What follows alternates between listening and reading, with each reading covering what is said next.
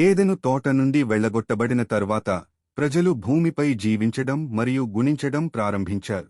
కాలక్రమేణా మానవత్వం ఎంతగా చెడిపోయిందంటే నోవహు, అతని కుటుంబం మరియు ఓడపై ఉన్న జంతువులు తప్ప ప్రతి ఒక్కరినీ జలప్రళయంతో నాశనం చేయాలని దేవుడు నిర్ణయించుకున్నాడు.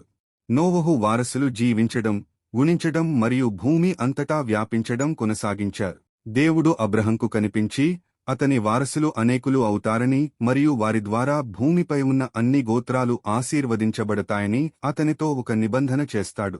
అబ్రహం ఇస్సాకును కనను మరియు ఇస్సాకు యాకోబును కనను. అతని రెండవ పేరు ఇస్రాయేలు.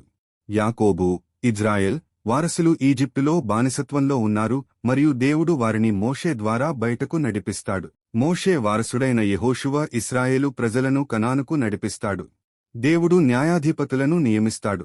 వారు ప్రజలను అణచివేత నుండి విడిపిస్తారు. ఇశ్రాయేలీయులు మానవ రాజు కోసం అడుగుతారు. అయినప్పటికీ దేవుడు వారి రాజు మరియు అతని ప్రవక్తల ద్వారా వారిని నడిపించాడు. దేవుడు వారు కోరుకున్నట్లు చేస్తాడు. సౌలు మొదటి రాజు, తరువాత దావీదు. అతనితో దేవుడు శాశ్వతంగా రాజ్యం కోసం నిబంధన చేస్తాడు. దావీదు కుమారుడైన సొలొమోను ఇశ్రాయేలుపై దేవుని రాజ్య సింహాసనాన్ని అధిష్ఠించి పరిపాలించడానికి జ్ఞానాన్ని ఇవ్వమని దేవుడిని అడుగుతాడు. ఇది ఇశ్రాయేలుకు అసాధారణమైన శాంతి మరియు శ్రేయస్సును తెస్తుంది. తరువాతి సంవత్సరాల్లో ఇశ్రాయేలు అనేక మంది రాజులచే విభజించబడింది మరియు పాలించబడుతుంది. వీరిలో ఎక్కువ మంది దేవునికి నమ్మకద్రోహులు. దావీదు వంశానికి చెందిన ఇశ్రాయేలు చివరి రాజుకు దేవుడు ఇలా అన్నాడు: కిరీటాన్ని తీసివేయుము. దానిపై హక్కు ఉన్నవాడు వచ్చేవరకు అది ఎవరికీ చెందదు. నేను దానిని అతనికి ఇస్తాను. పరలోక దేవుడు ఎప్పటికీ నాశనం కాని రాజ్యాన్ని స్థాపించునని, ఈ రాజ్యం మరే ప్రజలకు వదిలివేయబడదని ప్రవక్త దానియేలు చెబుతున్నాడు.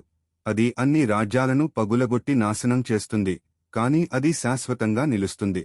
దానియేలు కూడా మెస్సీయ రాక సమయాన్ని ప్రవచించాడు. ప్రవక్త మీకా ద్వారా బెత్లెహేము నుండి ఇశ్రాయేలును పరిపాలించేవాడు వస్తాడని దేవుడు చెప్పాడు. మరియు ఈ రాజు గాడిదపై యెరూషలేములోకి వెళ్తాడని ప్రవక్త జెకర్యా చెప్పాడు. అది అతని సాత్వికతను ప్రదర్శిస్తుంది. ఇక్కడ కార్యాచరణకు మద్దతు ఇవ్వండి.